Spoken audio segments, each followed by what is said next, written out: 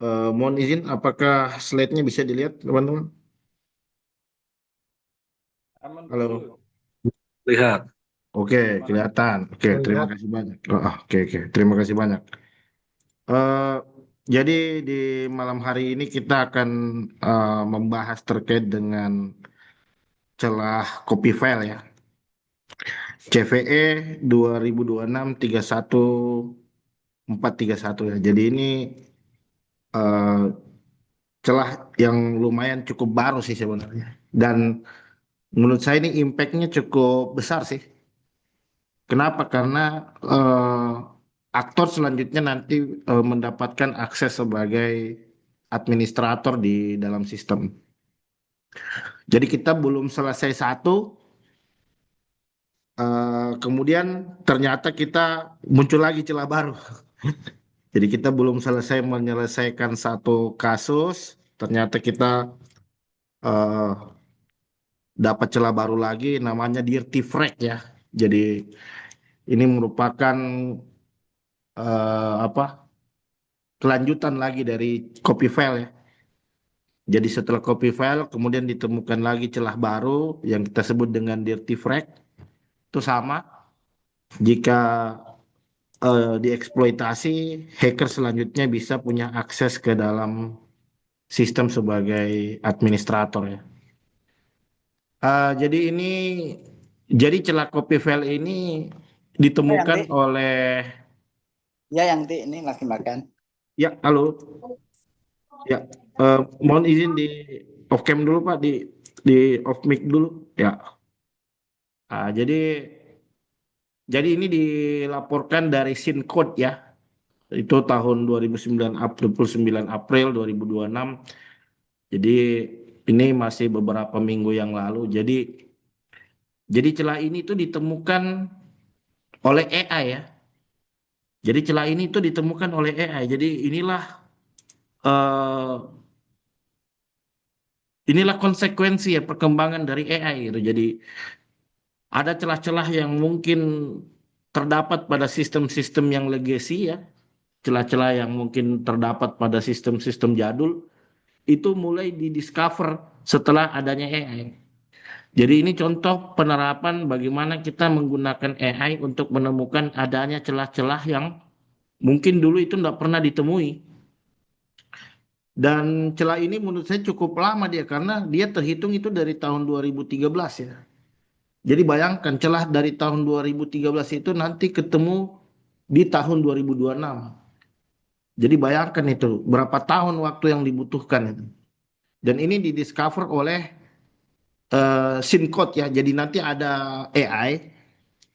Jadi SYNCODE ini AI yang memang fokus untuk vulnerability assessment gitu. Memang fokus untuk mencari kerentanan di dalam suatu sistem. Jadi AI yang memang diprogram khusus untuk kebutuhan cyber security.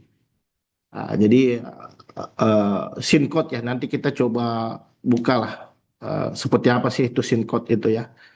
Kemudian dampak dari adanya celah ini tuh dia cukup apa fatal ya karena hampir sebagian besar distro Linux itu kena dampak dari copy file ini ya.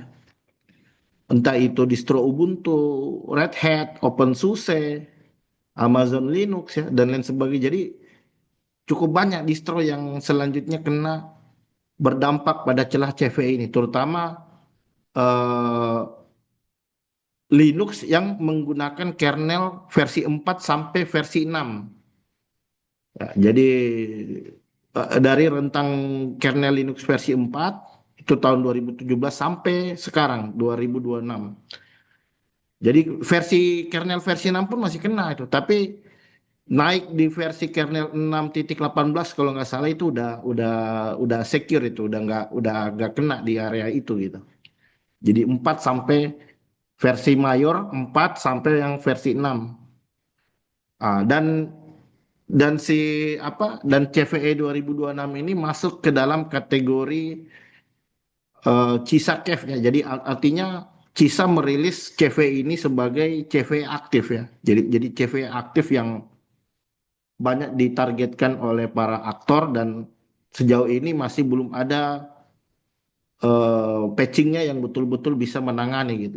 Jadi kalau sekarang perkembangan terakhir saya dengar ya udah mulai ada rilis-rilis kernel untuk menutupi celah itu, tapi celah ini masih digunakan secara masif untuk melakukan serangan ke berbagai infrastruktur IT ya. Ah, Jadi sama kayak yang kemarin itu apa?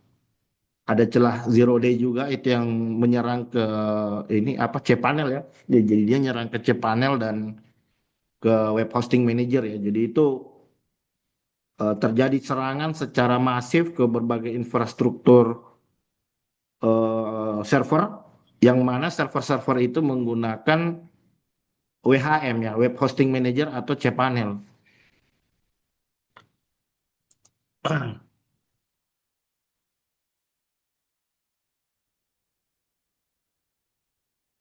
Nah, ini jadi sebenarnya apa sih copy file itu? Ya, jadi mungkin kita bisa berangkat dari definisi terlebih dahulu lah. Kenapa sih, apa sih copy file itu? Makhluk makhluk seperti apa sih copy file itu?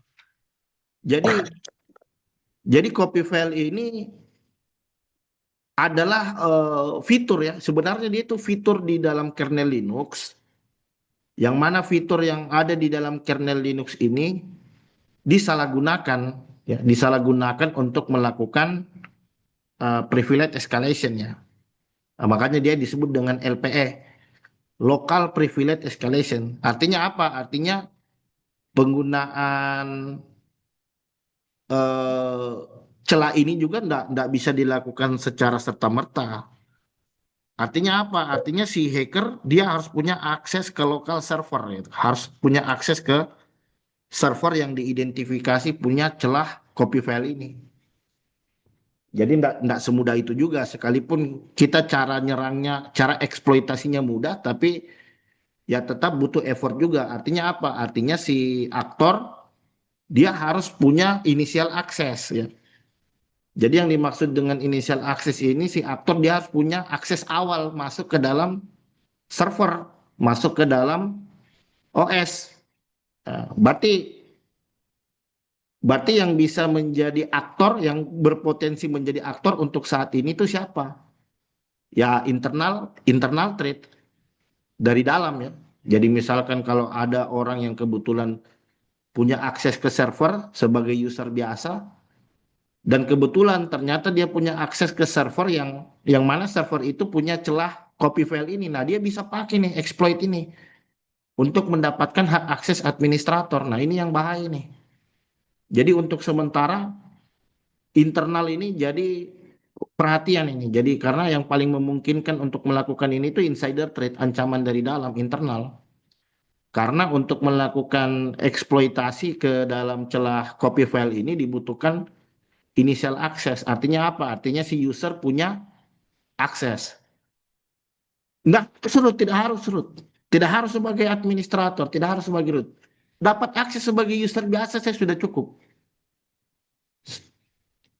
Nah, kemudian eh, jadi apa modul-modul di kernel yang selanjutnya dimanfaatkan oleh aktor, oleh attacker? Jadi ada modul yang namanya Algif AEAD ya, Algif AEAD. Ntar saya jelasin apa sih itu. Jadi Algif AEAD ini adalah modul kriptografi di dalam sistem operasi Linux ya. Yang mana modul ini itu digunakan untuk melakukan pemrosesan di level memori ya. Nah, ini fakta-fakta yang menarik ini. Ini fakta-fakta yang menarik yang ada pada copy file. Jadi pertama ini ditemukan oleh AI. Jadi hanya dalam durasi waktu 1 jam, AI bisa menemukan adanya kesalahan logika dari suatu kernel. Makanya di sini disebut AI assisted. Jadi syncode itu AI. Syncode itu AI. Jadi mesin AI yang di-training yang fokus untuk melakukan vulnerability assessment. Dia udah punya model AI ini punya pengetahuan dia. Model AI ini dia punya knowledge, punya pengetahuan untuk melakukan vulnerability assessment untuk mencari tahu kerentanan. dan dan uniknya exploitnya itu ditulis dengan menggunakan bahasa programan Python yang ukurannya itu cukup 332 bit. Jadi cuman berapa baris doang itu. Cuman berapa baris doang yang ukurannya kurang lebih itu sekitar 732 bit. Ya, kalau kita bisa lihat skripnya nanti itu ya kurang lebih 10 baris lah. 10 baris atau 15 baris. Jadi singkat banget gitu. Tapi impactnya sangat fatal terhadap sistem. Dan uniknya si copy file ini dia deterministik. Artinya dia tidak perlu ada celah race condition ya. Beda kayak Dirtikau ya. Dirtikau atau celah-celah tools-tools sebelumnya, exploit vulnerability privilege escalation sebelumnya, dia kadang harus memanfaatkan celah dari OS-nya dulu. Contohnya ada di sini contoh celah race condition ya. Itu Dirtikau itu. Nanti saya coba demokan ke teman-teman celah Dirtikau. Sama sama copy file ini dia itu portable ya. Artinya cukup dengan exploit yang ukurannya 732 byte ini kita sudah bisa nyerang ke berbagai server Linux yang ada di internet ya. Jadi cukup dengan file yang ukurannya 732 bit ini udah bisa dipakai buat nyerang kemana saja. Hanya dengan script yang jumlahnya cuma berapa baris doang, 10 baris, 15 baris. Dan yang ukurannya 732 itu bisa dipakai di mana-mana. Ya. Selama selama itu menggunakan sistem operasi Linux yang menggunakan kernel 4.14 ya, 4 titik sekian sampai 6 titik sekian. Nah, itu. Dan apalagi kita ketahui bersama bahwa banyak server-server yang ada di internet ini menjalankan Python sudah kena dia. Kalau dia ketemu server yang kebetulan menjalankan Python, script ini bisa langsung dieksekusi. Mau sistem operasi apapun itu, Ubuntu, Debian, OpenSUSE, SUSE Linux, Red Hat dan lain sebagainya. Dan jadi copy file ini sebenarnya proses yang terjadi di memori. Jadi binary super user ya, jadi binary super user itu dirubah di dalam memori. Makanya kadang kita kalau ngecek integritas dari binary yang ada di disk itu integritinya nggak berubah, karena sebenarnya yang dilakukan hacker di sini dia ngerubahnya di memori ya. Jadi dia eksploitasinya di ruang memori, sehingga ketika dicek kalau misalkan ternyata ada binary yang mengalami perubahan, itu nggak akan ditemukan. Itulah hebatnya exploit ini tuh, karena dia nggak terdeteksi gitu. Dia tidak terdeteksi karena dia nggak merubah isi informasi yang ada di disk. Stealthy, makanya disebut dia stealthy. Dan dia nggak perlu akses khusus, low privilege. Yang penting ada initial access, entah itu sebagai service, entah itu sebagai user. Jadi tetap butuh akses awal, tapi nggak harus super user, bahkan nggak harus user, cukup sebagai service saja bisa. Selama dia punya akses untuk mengeksekusi Python atau C dan lain sebagainya. Nah, jadi kalau kita coba bandingkan ya. Jadi kalau kita coba bandingkan itu antara celah yang ada di copy file, dirtikau sama dirtypipe. Jadi copy file ini yang sejauh ini dianggap paling berbahaya dia. Kenapa? Kenapa saya katakan dia berbahaya? Karena pertama satu, dia tidak butuh race condition. Dia tidak butuh race condition, dia tidak butuh eh, apa kesalahan konfigurasi di sistem. Dia udah bisa langsung tereksekusi gitu. Ya. Jadi kita bisa lihat. Jadi misalkan kalau di Vertical dia nggak portable. Kalau dipindahin ke OS lain belum tentu dia bisa jalan. Terus dia harus race condition harus yes. Dan ukuran exploitnya cenderung dia lebih besar. Sedangkan copy file ini dia membutuhkan size yang cukup kecil. Yaitu berapa? Yaitu 732 bit saja. Ntar saya liatin kepada teman-teman seperti apa sih code-nya itu.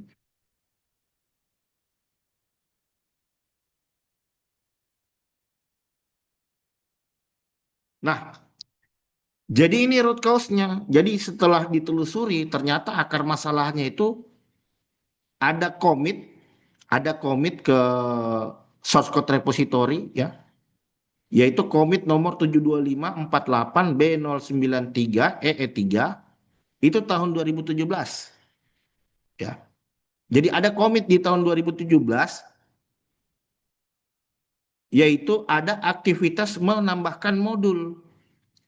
Yaitu ada aktivitas menambahkan modul di fitur kernel, yaitu modul-modul ini dia. Jadi totalnya ada 4 ya, 4 sampai 5 modul itu ya. Ada Algif AAD, Authentication Scanning, Splice, dan Package ya. Package ini modul-modul yang diidentifikasi, ini modul-modul yang diidentifikasi memiliki yang namanya kerentanan copy file. Ya.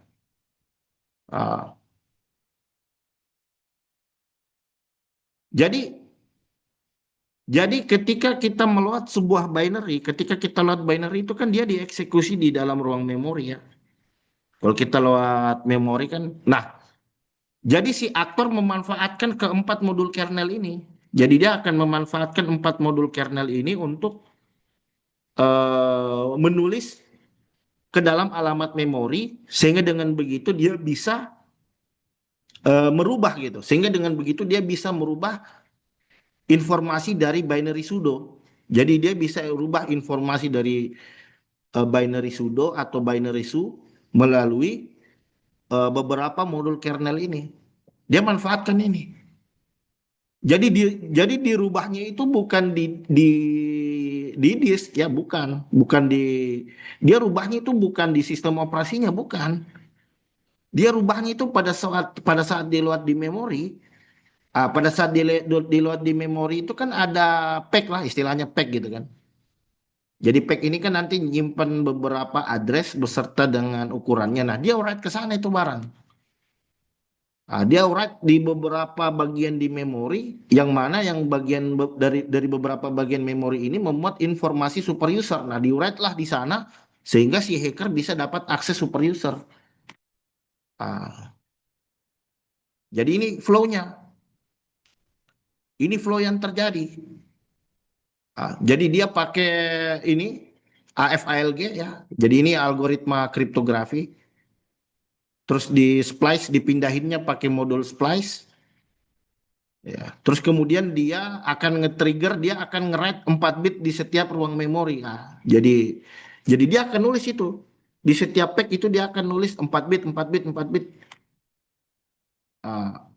Sehingga nanti pas kena di packnya si binary sudo, disitulah dia termodifikasi. Sehingga dengan begitu dia bisa menjalankan binary super user tanpa harus melalui mekanisme autentikasi.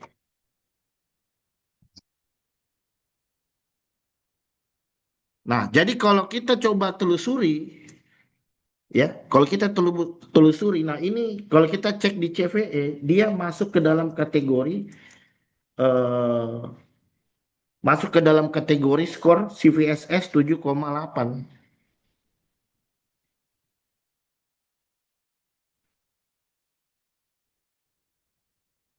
Skornya 7,8. Nah, jadi kenapa Pak? Kenapa bukan 9? Kenapa bukan 8? Dia ini barang bisa jadi 9 kalau celah ini bisa dieksploitasi melalui network. Masalahnya ini barang nggak bisa dieksploitasi melalui jaringan. Nah, ini yang jadi bayangkan kalau exploit ini bisa sampai dilakukan melalui remote, melalui network, selesai ini barang. Ini skornya bisa 9 ini. Tapi karena ini dia masih tertolong karena ini masih harus dilakukan melalui lokal. Nah, artinya apa? Artinya sekalipun impact-nya besar terhadap sistem, tapi kan si aktor perlu dapat akses user dulu gitu. Makanya yang paling paling berpotensi itu orang dalam. Orang dalam yang paling sejauh ini orang dalam yang paling punya potensi untuk menggunakan celah ini. Karena kalau orang dari luar, pertama satu dia harus dapat initial akses dulu, atau mungkin dia harus retas websitenya dulu. Mungkin ada service yang bisa dia retas, kemudian dia masuk, baru dia bisa menjalankan exploit ini.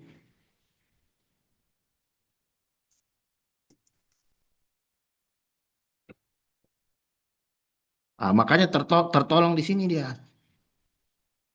Si VSS-nya masih 7,8, tapi kalau dia sudah di angka 5 ke atas itu sudah tidak bisa ditoleransi lagi sebenarnya karena impact-nya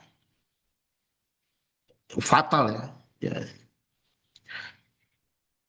Nah, kita bisa lihat dari si VSS ini pertama satu, attack vektornya dia harus dilakukan di lokal. Kompleksitinya juga rendah. Dan dia membutuhkan privilege yang rendah.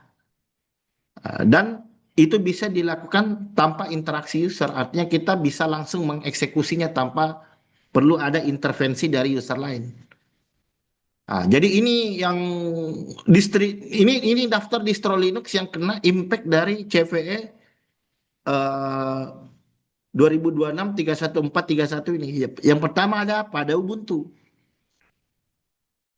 Jadi semua distro Linux yang belum ada di versi 26.04 itu semua dianggap berbahaya. Ya, semua akan kena itu. Pokoknya yang di bawah semua rilis sebelum distro 26.04. Nah, terus ada Red Hat Enterprise itu yang rel 7, Red Hat Enterprise Linux 7, 8, 9 itu masih pakai kernel yang 4.14. SUSE Linux Enterprise ya, yang versi 12 dan 15 dan turunannya. Amazon Linux, Debian 9, Arch Linux, Fedora, dan Alma Linux ya. Alma Linux kan yang yang base-nya itu adalah rel 8.8 or 9 ya. Nah, ini. Jadi makanya kenapa rame gitu? Kenapa kenapa selanjutnya apa namanya? CVI ini selanjutnya menjadi rame di jagat maya, di jagat internet, orang pada bicarakan, orang pada panik ya karena soalnya soalnya CVI ini apa? Impactnya banyak gitu loh. Impactnya banyak. Impactnya kemana-mana dia ini barang ini. Ke Linux, ke Red Hat, ke Ubuntu, ke SUSE. Dan seperti yang kita ketahui bersama bahwa banyak server-server itu yang masih menggunakan kernel yang versi lama. Masih banyak. Mereka juga apa? Kadang ada pertimbangan kenapa tidak sampai diupdate, kenapa sampai tidak diupgrade karena bisa jadi ada isu kompatibilitas. Nah, kalau di-upgrade nanti programnya tidak kompatibel lagi. Nah, itu yang dikhawatirkan. Makanya kadang ada beberapa server yang tetap dipertahankan dengan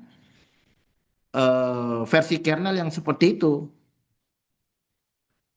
Nah, bisa jadi karena dia hanya karena ada aplikasi mungkin yang hanya kompatibel dengan versi kernel tertentu. Nah, ini tentu menjadi masalah tentunya ini barang. Ya dia jalan, tapi ada potensi gitu loh. Dia tetap jalan, tapi ada potensi ya. Potensinya kalau ternyata ada insider threat ya, ada ancaman dari dalam atau ada hacker dari luar yang selanjutnya masuk dan mengeksekusi server kita dengan menggunakan exploit ini.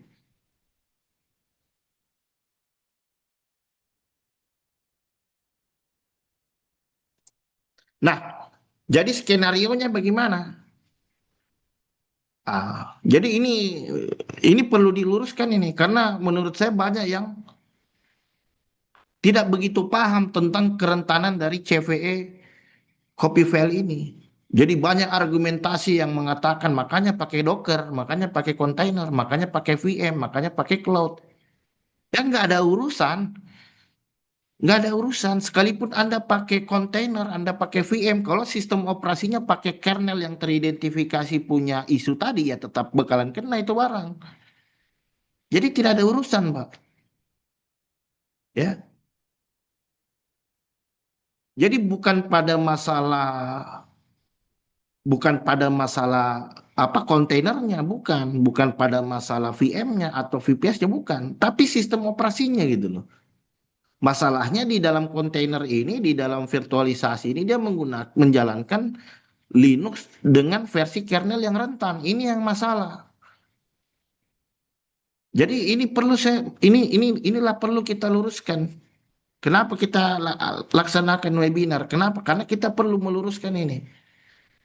Jadi tidak ada jaminan Anda program Anda mau di jalan di VM, enggak, aplikasi Anda jalan di dalam kontainer, ya tetap kena, tetap kena.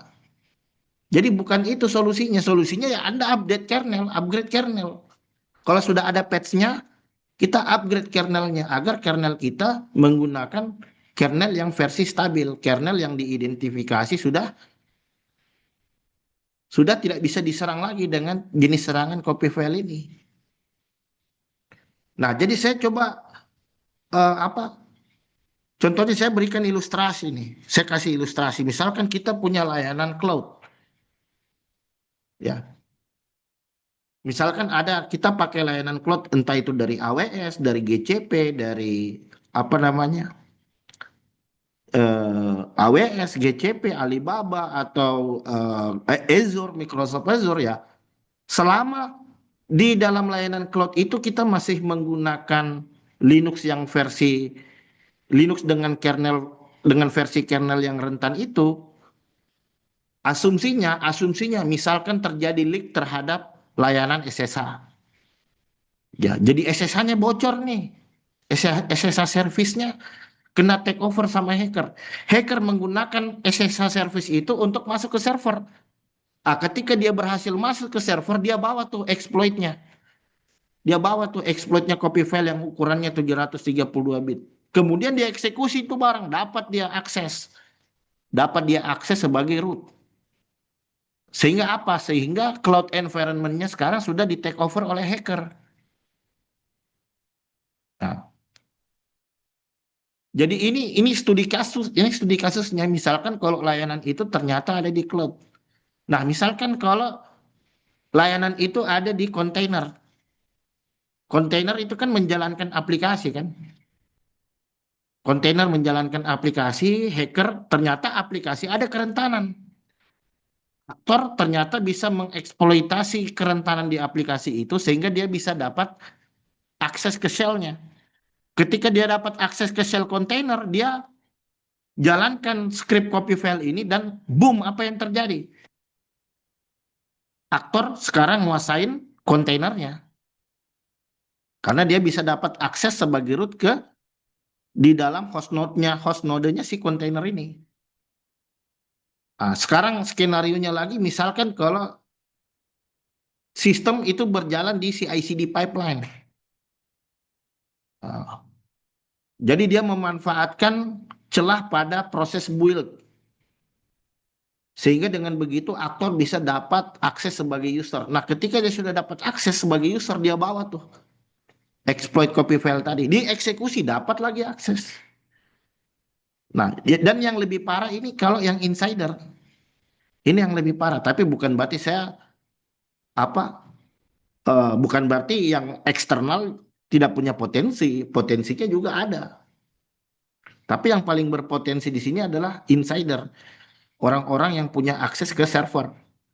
Yang mana hak aksesnya itu disalahgunakan dengan memanfaatkan eksploitasi ini. Nah, makanya kalau di perusahaan punya server yang di remote oleh beberapa user, nah di privilege, dikasih hak akses yang terbatas. Jangan sampai dia bisa menjalankan Python, jangan sampai bisa menjalankan script dan lain sebagainya. Ya.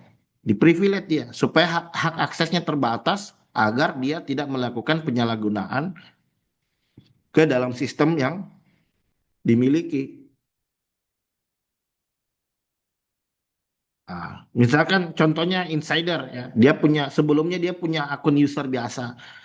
Sebelumnya mungkin dia ditugaskan hanya sebatas monitoring doang gitu. Tapi ternyata karena dia sudah punya inisial akses sebagai user, dia jalankan tuh exploitnya. Kebetulan ternyata servernya menjalankan bisa mengeksekusi bahasa C ya. Dia bisa mengeksekusi si Python, C atau Python sehingga dia bisa eksekusi exploitnya, dia bisa dapat akses sebagai root. Bayangkan. Jadi banyak skenario yang bisa terjadi. Jadi tidak ada jaminan bahwa oh kita ini masih aman kok. Kan ini yang nyerang kita harus punya initial access. Sementara user-user kita kan sudah di privilege. Ya, tapi bagaimana dengan skenario yang saya sampaikan tadi? Ya, berarti kan ini semua kan aktornya ada di luar semua ini. Ini kan aktornya ada di luar semua. SSH, service SSH sampai jatuh ke tangannya hacker. Atau ada aplikasi yang berjalan di kontainer, di jalan di VM, ternyata ada celah dia bisa masuk ke dalam sel Linux-nya. Jadi banyak skenario. Dan yang namanya security itu kita tidak bisa pilih-pilih, Pak. Security itu zero trust. Baik dari luar maupun dari dalam itu harus bisa kita amankan. Karena kita tidak tahu di mana sumber serangan bisa terjadi. Apa itu dari luar, apa itu dari dalam. Nah, jadi ini mitigasi yang selanjutnya bisa dilakukan. Artinya apa? Artinya kita mendisable modul-modul kernel yang diidentifikasi bisa disalahgunakan oleh aktor. Yaitu apa? Yaitu tadi. Modul algif. Modul algif,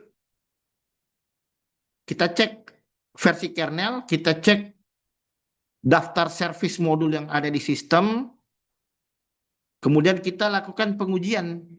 Kita pastikan tuh. Oh, ternyata server saya memang bisa dieksekusi pakai exploit ini. Nah, kalau bisa dieksekusi, kita lakukan upaya mitigasi. Paling bagus gimana? Paling bagus kita update repository, terus update ke kernel yang versi terbaru. Kalau memang tersedia, ya. Kalau memang tersedia, kita segera upgrade kernel. Itu yang paling worth it, yang paling bisa dilakukan. Tapi kalau memang tidak ada upgrade kernel, ya untuk sementara waktu kita harus mendisable beberapa modul di kernel yang diidentifikasi bisa disalahgunakan untuk melakukan serangan copy file ini. Nah, dan tentu selain kita lakukan remediasi, kita copot beberapa modul kernel, kemudian kita lakukan monitoring. Jadi misalkan kalau kita punya EDR, CM, kita maksimalkan itu untuk melakukan monitoring ke aset yang diidentifikasi punya kerentanan tadi. Dan jangan lupa yang namanya security itu adalah do the best and prepare for the worst. Apa itu do the best and prepare for the worst? Do the best and prepare for the worst itu artinya lakukan yang terbaik dan bersiap untuk yang terburuk. Kita sudah lakukan upaya hardening mati-matian, tapi jangan lupa kemungkinan buruk itu selalu bisa terjadi. Artinya apa? Tetap lakukan backup, minimalisir dampaknya. Kalau memang dia terhubung ke network, kita lakukan air gap supaya dampak serangannya tidak kemana-mana. Ya. Jadi ini adalah beberapa hal yang perlu kita perhatikan terkait dengan upaya mitigasi yang bisa dilakukan.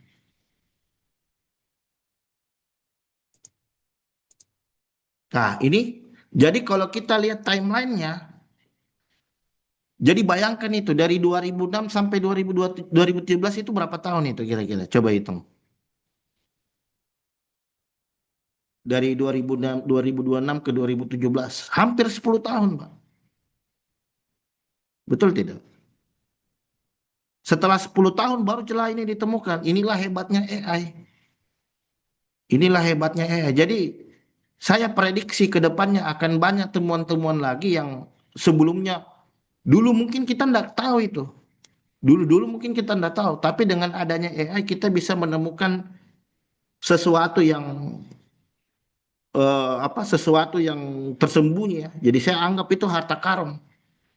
Jadi ada harta-harta karun yang dulu mungkin kita nggak tahu itu terdiscover oleh adanya si AI. Bayangkan ini. Inilah hebatnya AI ini. Karena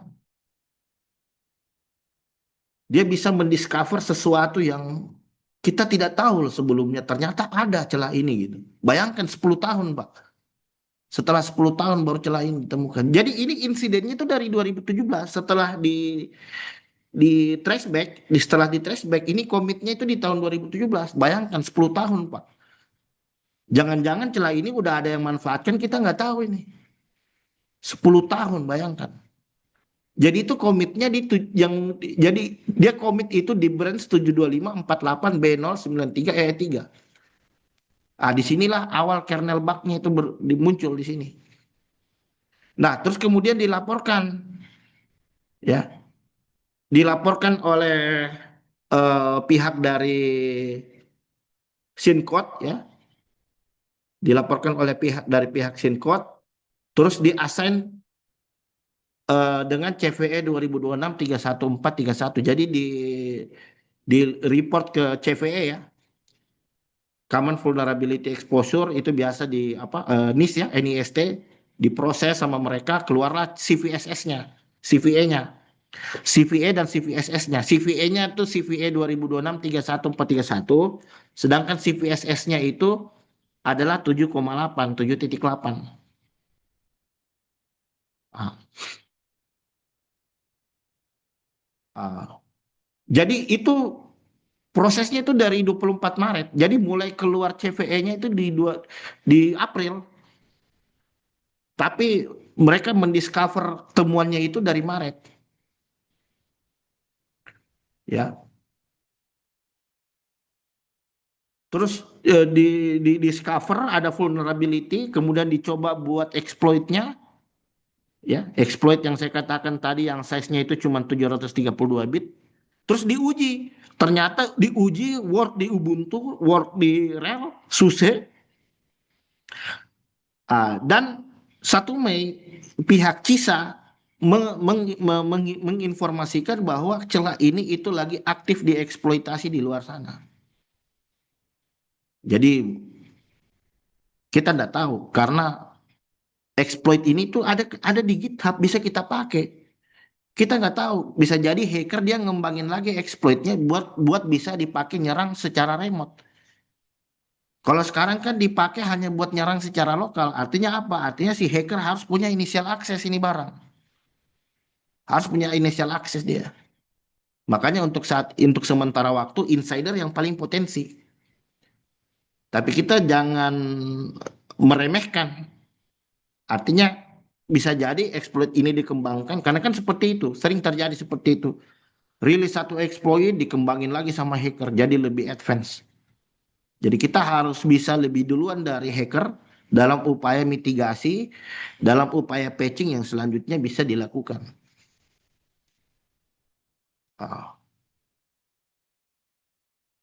Jadi kesimpulannya apa? Jadi kesimpulannya kita harus segera melakukan yang namanya remediasi karena ini tidak bisa dianggap sebagai ancaman yang sepele. Ya, bisa jadi ada asumsi dia kan harus punya initial access. Ini tadi. Bagaimana kalau skenario-nya seperti ini? Anggaplah kalau layanannya memang harus diakses dari internal. Bagaimana kalau hacker punya akses sehingga dia bisa ada di internal? Nah, itu yang saya maksud. Misalkan kalau dia berhasil mengkompromis layanan SSH. Atau bisa jadi ada public facing, ya, ada aplikasi layanan yang bisa diakses secara publik, ternyata bisa dieksploitasi sehingga dia bisa mendapatkan akses sel. Gitu. Jadi banyak skenario. Jadi kita nggak bisa membenarkan juga bahwa ini aman kok. Kalau mau dijalankan seperti ini, dia harus punya initial access. Ya beda lagi urusannya kalau memang ternyata aplikasinya yang punya celah. Dia bisa masuk minimal, dan untuk menjalankan skrip ini kita nggak butuh neko-neko Pak. Low privilege Pak, low privilege sebagai service Pak udah bisa. Sebagai user biasa udah bisa, sebagai service bisa. Nah, dan patching itu adalah menjadi prioritas. Jadi kalau saya sampaikan tadi, kalau kita copot modulnya kan bisa tetap jalan, tapi saya bisa pastikan prematur karena yang namanya modul kernel itu kalau kita copot ya bisa jadi ada modul-modul tertentu yang tidak berfungsi secara optimal. Apalagi modul Algif ini kan modul kriptografi dia. Ya kriptografi di apa? Di lapisan mesin gitu kan. Kriptografi di level memori, ya itu agak susah juga dia nih. Makanya saya katakan tadi di awal, mendisable service itu adalah solusi sementara, Pak. Mendisable service itu solusi sementara. Kenapa? Dia tetap jalan, tapi dia cacat. Karena ada bagian organ tubuhnya yang diambil gitu. Jadi solusinya gimana? Ya kita patching, kita obatin. Versi yang diidentifikasi punya celah itu kita tutup dia dengan menggunakan kernel yang versi terbaru. Yang diidentifikasi itu sudah tidak ada celahnya lagi di sana. Ya. Dan isolation itu bukan solusi, Pak. Isolation itu hanya akan memperlambat saja, tapi bukan menjadi solusi final. Jadi kontainer itu tidak cukup. Kontainer tidak cukup. Kenapa? Karena dia hanya akan meredus saja, hanya akan meredus atau hanya akan menekan impact-nya, tapi potensi serangan bisa saja tetap tereksekusi. Ya betul, itu bisa kita kembangin dengan AI itu. Nah, jadi saya coba POC ya. Jadi di sini saya udah ada, jadi saya udah coba beberapa distro Linux dan ini work ya. Ini work. Eh, jadi coba di sini kalau kita cek itu versi uname min A. Coba lihat. Versi 6.8 kan. Jadi kan dia dari versi 4 sampai versi 6.18. Jadi ini 6.8 ini masih rawan ini. Ini masih rawan. Nah, kernel 68 generik ya. Kalau kita coba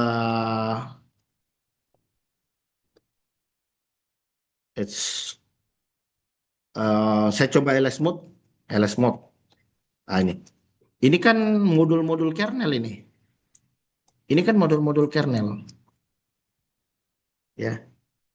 Jadi modul-modul kernel yang diidentifikasi punya celah itu pertama Algif AEAD. Jadi ada 5. Jadi ada 5 fitur ya. ls mode. Jadi cek ini. ls mode, grep,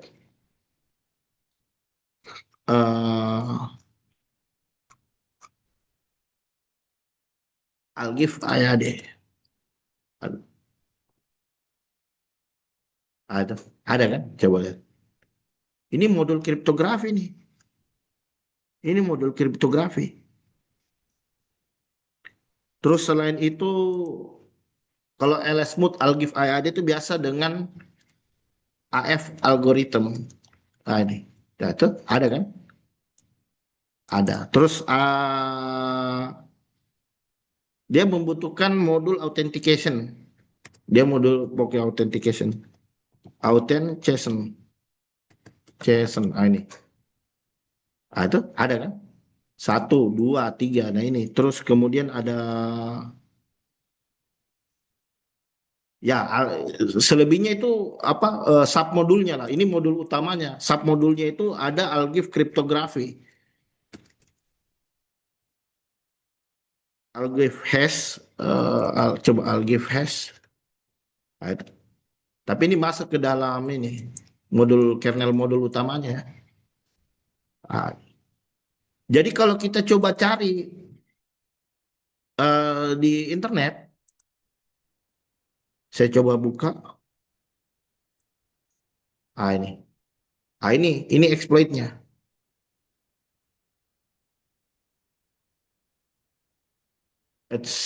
Ini, ini. Jadi ini ukurannya 700 kilobyte tadi nih, ini. Ya, ini dibuat sama sebentar. Ini sini situs resminya dari sini. Anda kalau mau pelajari nanti buka ini copy.file. Ini 332 bit ya, Python script. Berapa berapa ini sih dia itu? WCMinL. Nah, ini saya udah download WCMinL, copy file. 10 baris, Pak. Cuman 10 baris doang ini. Baik. ls-al. 732 bit. 732 bit dengan 10 baris. Jadi kalau kita lihat isinya, coba lihat. Dia pakai modul kernel ini nih, ini. Ini modul kriptografi yang ada di apa? Algif tadi ya, modul Algif. Terus ini modul kernel yang dipakai. Jadi jadi intinya dari source code ini ada kurang lebih sekitar 4 sampai 5 modul yang digunakan untuk melakukan eksploitasi di binary shoe. Jadi binary shoe ini diload di memori. Jadi dia diload di memori dulu. Makanya kita kadang kalau ngecek hash yang ada di sistem operasi di disk, itu hashnya, itu integrity dari hashnya utuh itu barang. Karena yang diserang itu bukan di disk tapi di dalam ruang memorinya, di package-nya itu istilahnya, package-nya ya. Nah, jadi ini kan saya nggak tahu ini passwordnya apa ini. Oh ini tapi tadi saya udah sempat eksploitasi nih. Gini. Tapi kita coba dari awal ya. Sesu ini langsung kena kan. Ah, jadi caranya gini. Ini saya copy, saya echo 1, saya hapus dulu. Jadi dia kalau udah terlanjur kena, kita mau ini apa? Itu akan langsung masuk super user kalau udah terlanjur kena. Kita harus bersihkan di sini drop case. Itu satu kan. Jadi ini seharusnya sudah nggak work lagi dia. Kalau saya coba minta password kan sekarang. Tapi kan saya nggak tahu ini barang. Saya nggak tahu ini passwordnya apa ini barang ini nggak tahu. It's tiba-tiba mati. Oh, kernel panik ya. Sebentar, kita restart aja. Saya restart. Tiba-tiba langsung ini. Jadi itulah apa soalnya bermain di level kernel ya. Jadi level kernel itu nggak main-main dia. Bisa menyebabkan kerusakan sistem. Soalnya di kernelnya gitu loh, di inti core sistem operasinya itu yang kena soalnya. Kita coba reload lagi nih. Saya reload lagi. Tapi kan saya udah membersihkan case-nya ya. Saya udah bersihkan case-nya.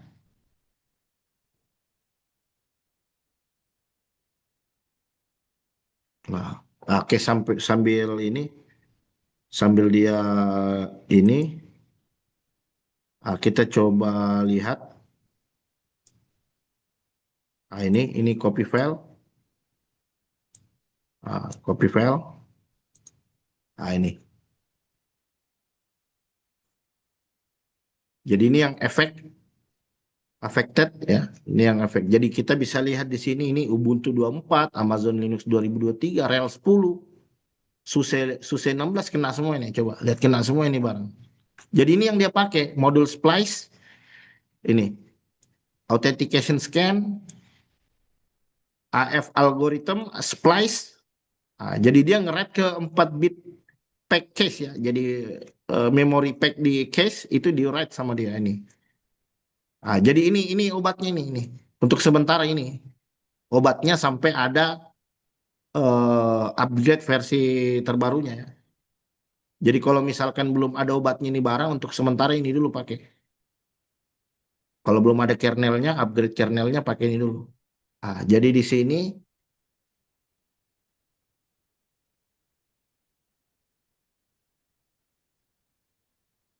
sebentar, kok dia nggak ngeluat ini, entar.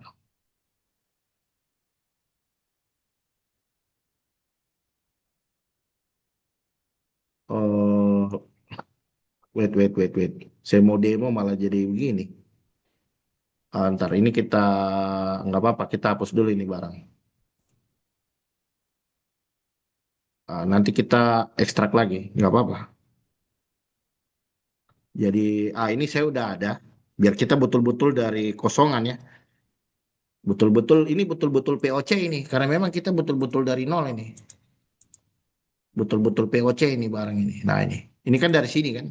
Dari sini. Nah ini. Tapi ini saya hapus. Jadi download versi yang saya udah download Ubuntu yang 24.04 ini. Saya download yang versi 64 bit. Saya ekstrak. Biar dia proses dulu, dia ekstrak. Jadi ukurannya kurang lebih sekitar.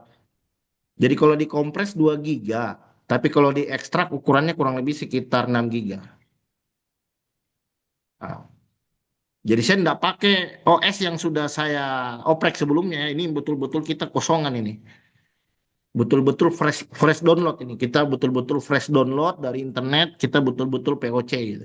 Jadi bukan rekayasa gitu. Bukan sistem operasi yang memang saya sengaja bikin rentan. Enggak. Anda bisa download sendiri nanti.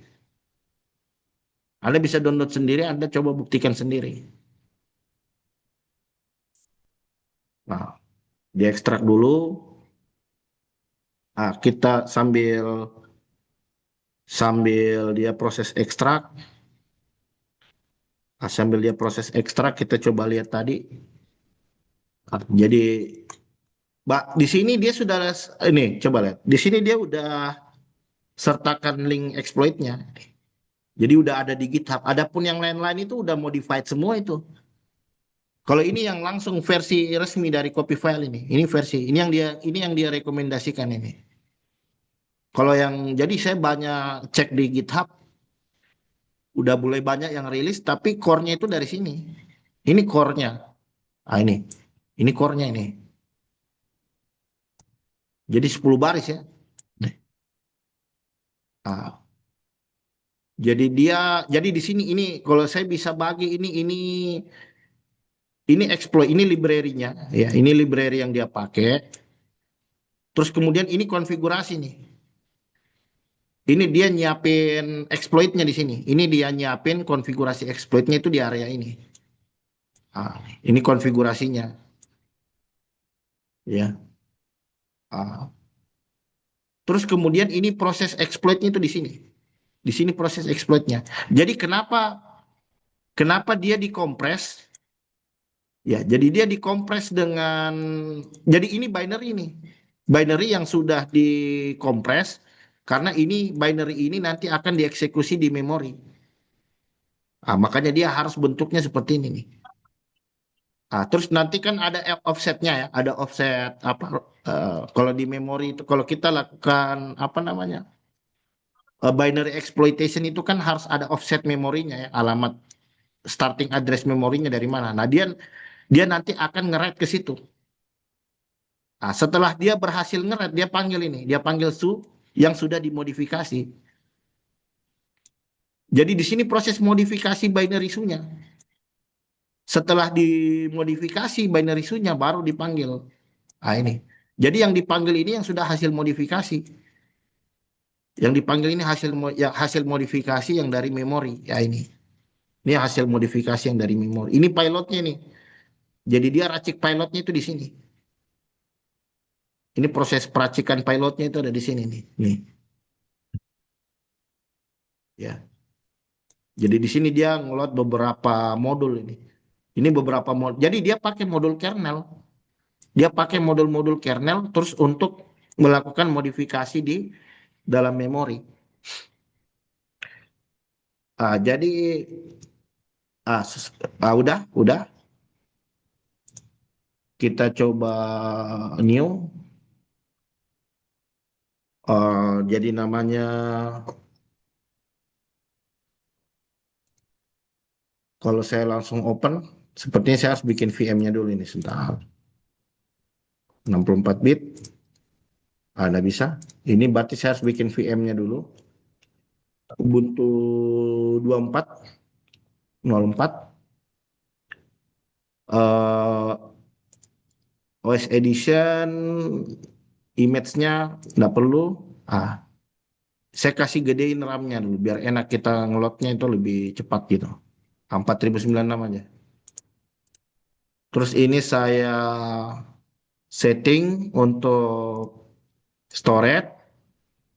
Ini VDI, karena ini saya hapus karena saya mau pakai image yang dari image yang dari ini, image yang dari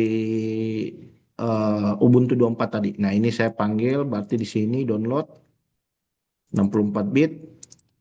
Ini 6 giga size-nya ya. Ubuntu 64 bit. Oke. Saya coba jalankan.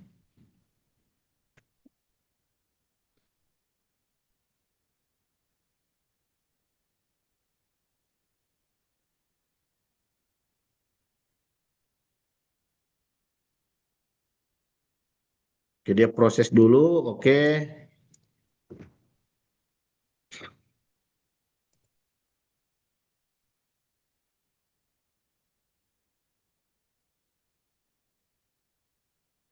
Dia proses. Nih.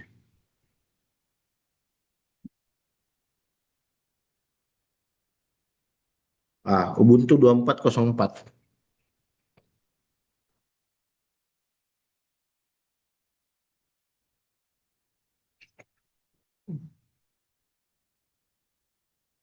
Biar dia proses.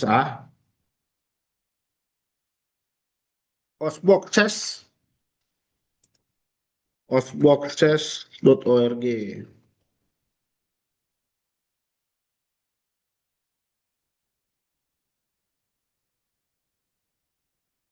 Oke, dia proses dulu.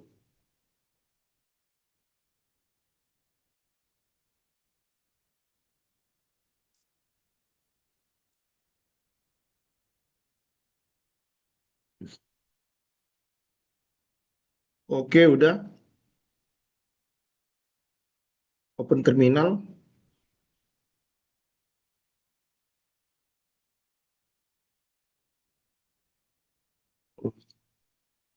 Open terminal.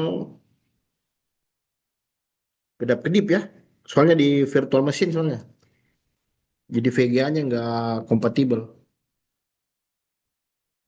Oke. Coba. Jadi ini kosongan ya. Unemin A. Download.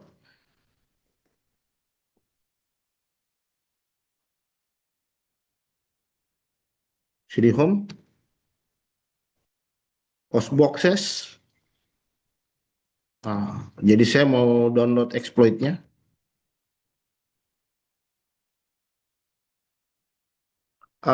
Jadi exploitnya itu di sini. Jadi kita ambil yang dari resminya ya. Ambil yang dari situs resminya. Jadi silakan nanti teman-teman setelah nonton webinar ini yang manage infra silakan coba dicek dulu. Kira-kira versi kernelnya sama enggak dengan di sini? Atau yang penting dia dari rentang 4 sampai 6 gitu ya. Jadi 4.x sampai dengan 6.x. Jadi yang aman itu yang kernel 6.18 itu aman. 6.18 itu aman. Jadi Anda kalau yang sudah kalau yang sudah kernel 6 langsung upgrade ke 6.18 saja.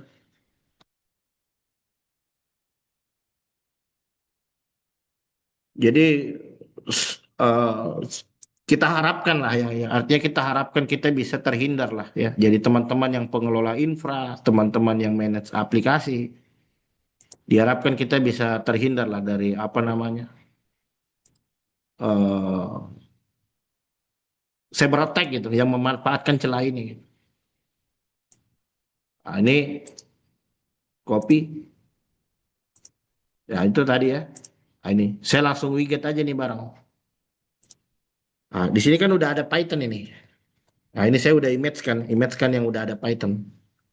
Saya su, atau saya nggak tahu passwordnya apa. Nah, authentication filer, sudo su, saya nggak tahu ini passwordnya apa ini. Nggak tahu saya. Kosongan ya, saya kosongan. Jadi saya widget.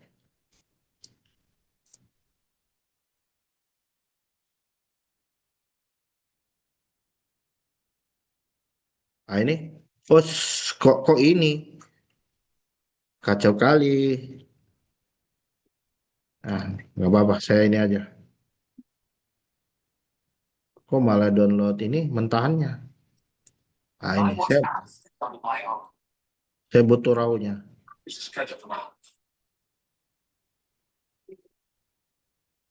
Saya butuh RAW-nya.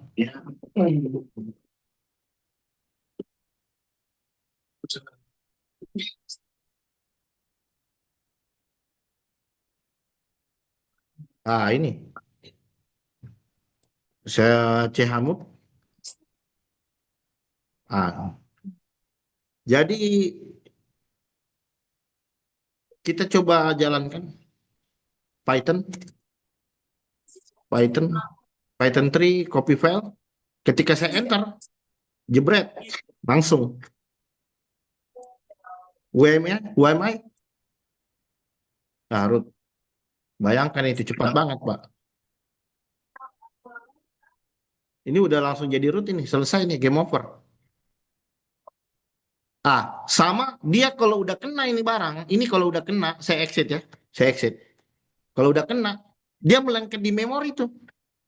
Kalau saya su, ya tuh langsung masuk kan, karena dia langsung melengket di memori. Jadi super user yang ada di memori sekarang udah dimodifikasi tuh. Ah, sekarang kalau jadi cara cara mitigasinya gimana ini barang? Ah, gini, kita saya bisa pakai nih rmode. Jadi saya rmode dulu. Jadi modul ini saya hapus. Ini yang sumber ininya nih. Ini algoritma ini. Kriptografi di dalam kernel Linux ini yang bikin apa namanya? Ah, coba saya sub. Oh, tetap masuk bentar. Ini kita harus hapus dulu ini sebentar. Eh, oh ya, dan ini saya jalankan user biasa. Ini saya berarti saya sebentar saya echo. Saya hapus dulu supaya dia nggak bisa lagi nih. Saya hapus di cache-nya ya, di cache memorinya supaya apa namanya? Sudah. Supaya si binary-nya ini kembali normal. Minta password kan sekarang. Supaya kalau saya jalankan lagi,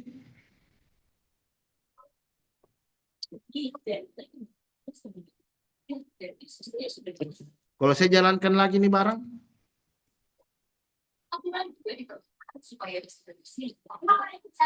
Python, work lagi kan? Jadi percuma.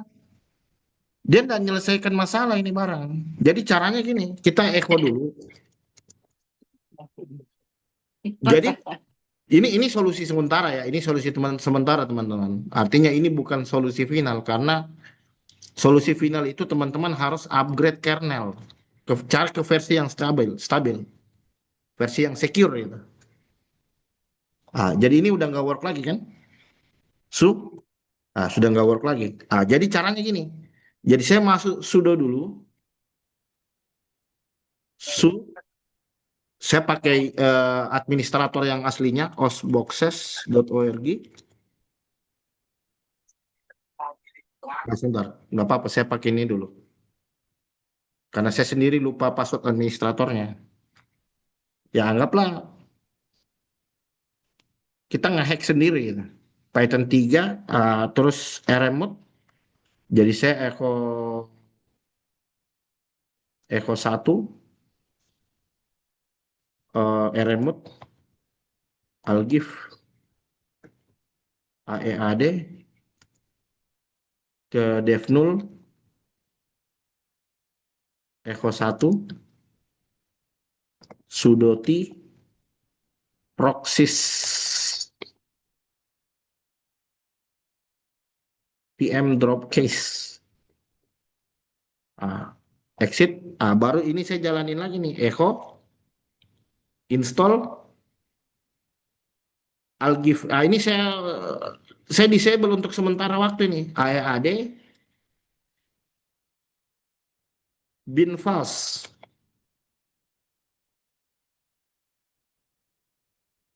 Kemana? Ke etc, modprobe di modul kernelnya ya. modprobd, disable underscore algif.conf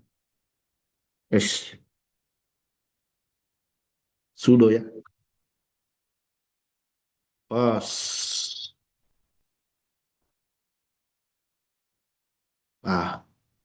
Echo. Bisa saya copy dah ini barang.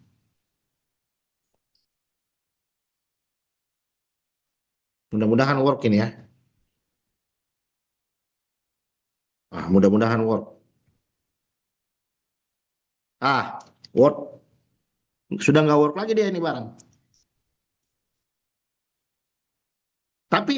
Tapi ini solusi sementara teman-teman ya. Ini solusi sementara ini karena modul algif-nya ini kita disable. Pak, ini algif ini mata-mata ini intelijen ini yang tanam ini. Enggak, ini memang modulnya Linux. Ini bukan modul dari luar, ini intelijen ini mata-mata ini yang tanam ini. Enggak, ini memang modul, memang murni kesalahan ada konfigurasi. Itu aja. Ya, cuman permasalahan dia disalahgunakan atau tidak ya kita nggak tahu. Soalnya ini sudah celah 10 tahun awalnya. Celah 10 tahun baru ditemukan sekarang. Ini jelas kok yang komit siapa. Ini jelas siapa yang komit dan memang fungsinya dan dia memang berfungsi. Memang dia itu menjadi salah satu fungsi utama di dalam kernel Linux karena masalah kriptografi. Jadi bukan ini kok bisa ada di modul Linux ini jangan-jangan intelijen bukan. Itu cuman pemikiran liarmu saja itu. Memang ada kesalahan konfigurasi ya. Memang ada apa namanya? Apa?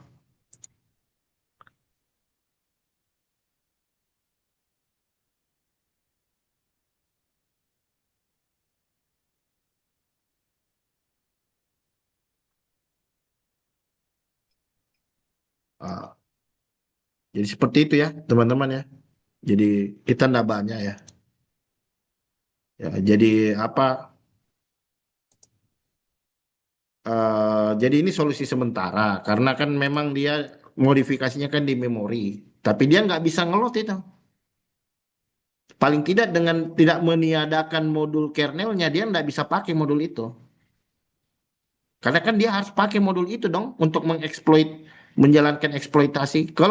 Tapi kalau di modul kernelnya kita nonaktifkan, gitu. Jadi memang dia bukan solusi sementara, tapi sejauh ini dia solusi paling bagus sambil menunggu adanya upgrade kernel yang terbaru. Gitu aja, mudahnya.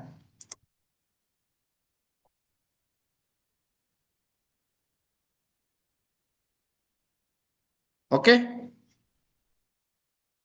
ya silakan teman-teman. Kalau ada pertanyaan teman-teman. Ya, mohon maaf ini saya seharusnya ini webinarnya kemarin ya. Tapi saya baru bisa kasih apa namanya webinar kita di malam hari ini karena ada satu dan lain hal ya, ada kerjaan yang harus saya beresin kemarin ya.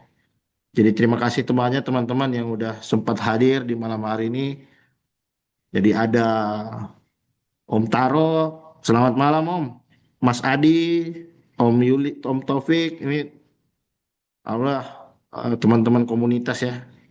Jadi terima kasih teman-teman sudah bisa hadir ya. Semoga artinya saya merasa punya apa tanggung jawab lah. Saya merasa punya beban moral untuk menyampaikan ini itu. Kenapa? Karena sebagai orang security kita punya tanggung jawab untuk mengingatkan, mengedukasi supaya kita bisa terhindar bersama lah. Ya, ya, teman-teman yang infra, teman-teman yang manage network, yang manage aplikasi. Jadi mulai ngecek lah resource-nya masing-masing gitu. Jadi takutnya resource Anda itu nanti disalahgunakan dan dicek lagi ETC password-nya gitu. Dicek ETC password-nya, memastikan bahwa user-user yang memang boleh mengakses ke sistem itu terregister, orangnya jelas, dan dia dibatasin hak aksesnya, jangan sampai bisa macam-macam. Ya.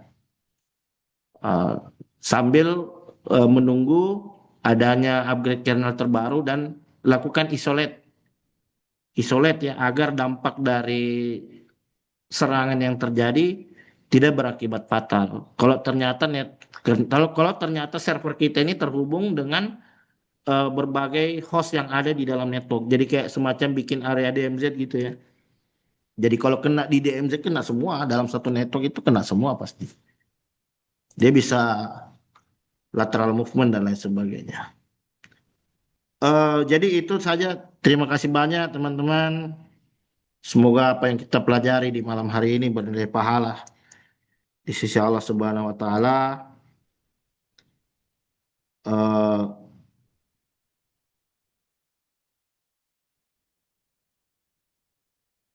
Semoga apa yang kita pelajari ya bernilai pahala di sisi Allah bisa kita amalkan.